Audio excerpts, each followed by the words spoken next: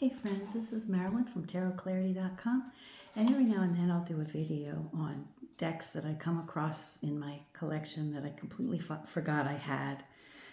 Basically abandoned decks in my collection, and this one really is an abandoned deck.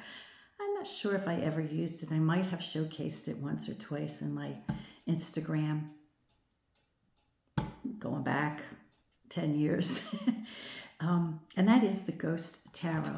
It was put out by Scarabeo. Here's the box.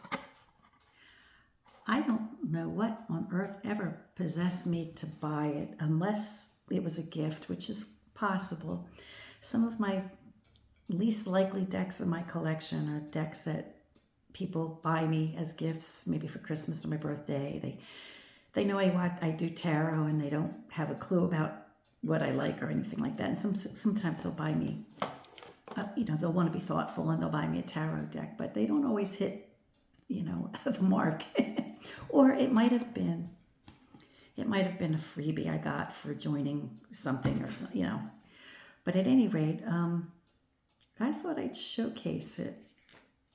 It is in the Rider-Waite Coleman Smith tradition. It seems as though when I was putting them in order just now, I definitely got the sense that it was following that order. Plus, all the cards are illustrated. So let me flip the camera and show it.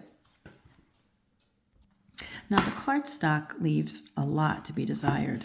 It's not up to the usual standards of Scarabeo. You'll notice that there even seems to be like perforation marks where you'll see it when I show the cards. There seem to be points where the perforation marks are obvious, and it's really cheap, flimsy paper. The backs are beautiful though. Look at the backs. Isn't that nice?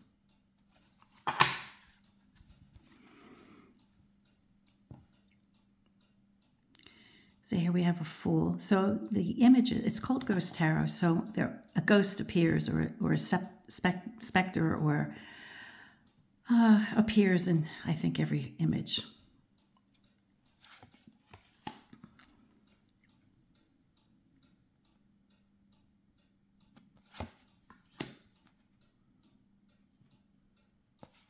I've also noticed in rewatching some of my videos that my voice is starting to sound grovelly, and it doesn't sound like me anymore, and I'm wondering if I should get that checked out.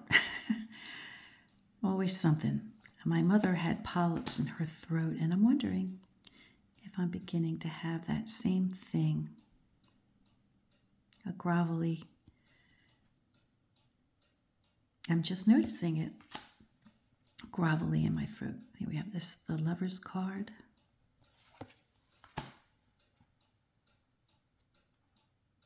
So the illustrator, who was, collection edited by Pietro Allegro, illustrations by Pierluca Zisi, put together by David Corsi. Oh, instructions, not illustrations.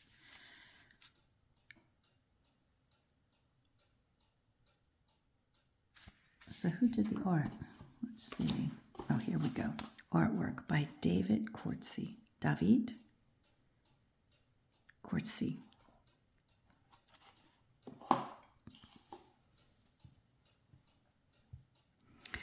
So we have Fortitude for 8. In keeping with Rider-Waite Smith.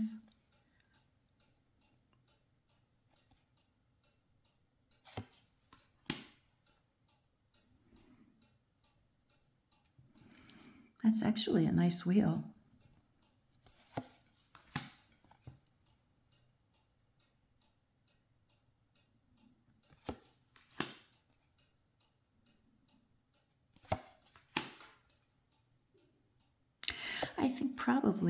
I've probably included it in, I had a video, like 13 decks to use for Halloween, something like that.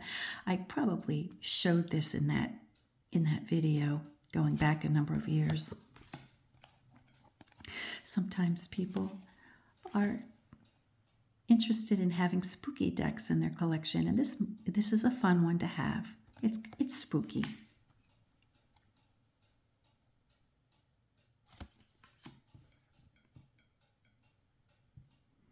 Those spirit dogs.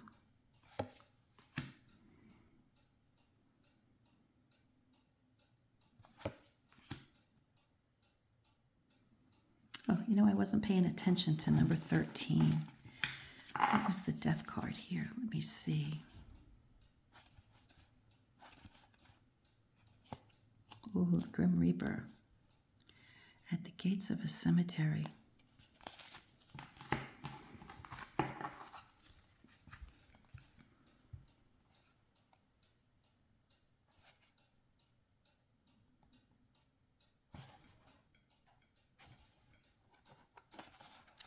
And here we go into the pips.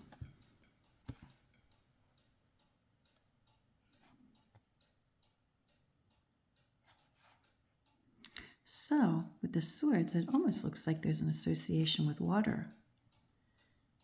Not in the first card, but in the second and third. Interesting.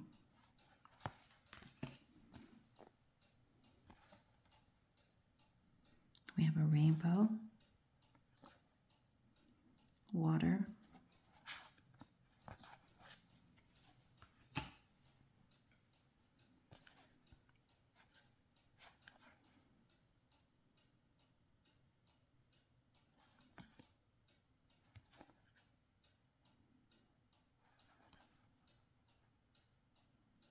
so if you are a Rider-Waite Coleman Smith enthusiast, I can't speak on your behalf, but maybe you would find this to be a fun deck to have during Halloween,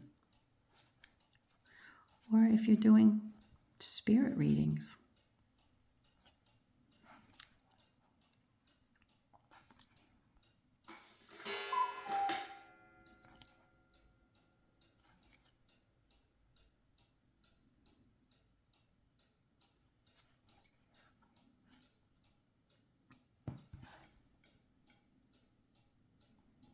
There's the Grim Reaper for the 10 of Cups. Isn't that interesting? Huh. What's that thing in the background?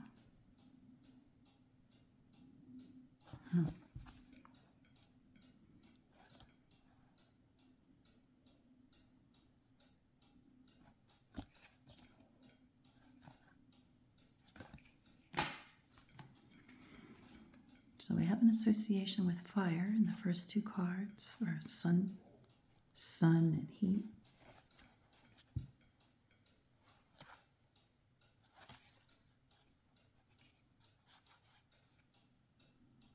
Yeah, every now and then I really just like to revisit what's in my collection, and what is going on here? I can't make out whatever that is. I'm not seeing it clearly, I guess.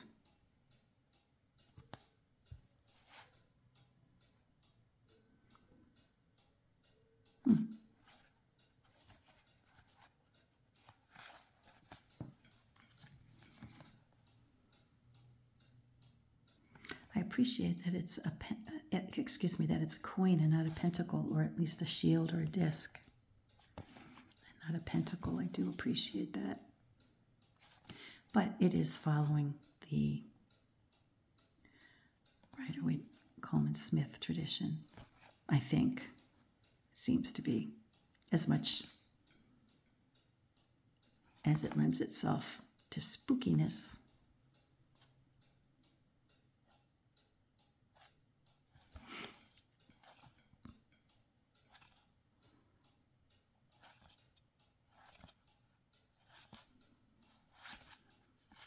So if you're looking to have, you know, unusual decks in your collection, or Halloween type of decks, or spirit kind of decks, this might not be a bad one. Let's see how it shuffles. It's a little stiff. It's not one of my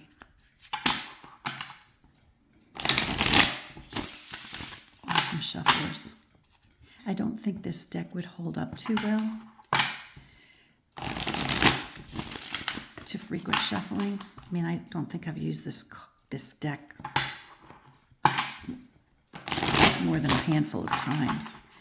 And you can already see wear and tear, and I think some of that is brought on by the see, just from shuffling now. Well, hopefully it's not too expensive, and it could be a fun deck in a collection. Anyway, I thought I'd share it. Until next time, friends, peace, stay well, be kind to each other.